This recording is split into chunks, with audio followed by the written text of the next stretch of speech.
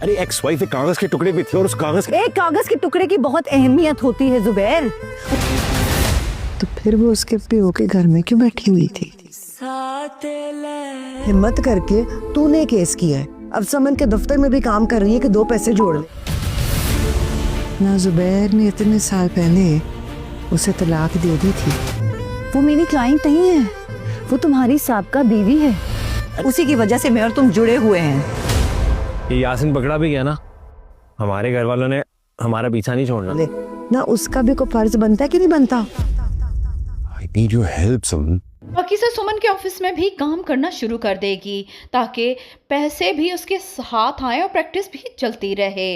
यहाँ पर जैसे ही सुमन का शौहर उसे बताएगा कि ये उसकी साबका बीवी है, उसके बाप के घर रहती है और इसकी कोई अहमियत नहीं, ये कागज का टुकड़ा ही था। उन दोनों की डिवोर्स हो चुकी है, लेकिन सुमन उससे कहेगी कि ये कागज का मामूली टुकड़ा नहीं है, इसी टुकड़े की वजह से ही हम दोनों एक दूसरे के साथ जुड़े हुए हैं।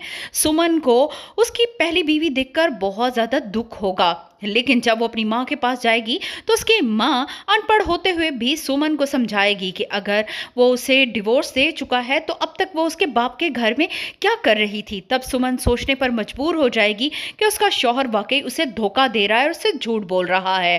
दूसरी तरफ फर्राज यही कहेगा कि अब उनके घर वाले पता नहीं उन्हें कबूल करते भी हैं या नहीं करते, उनका पीछा नहीं छोड़ने वाले वो।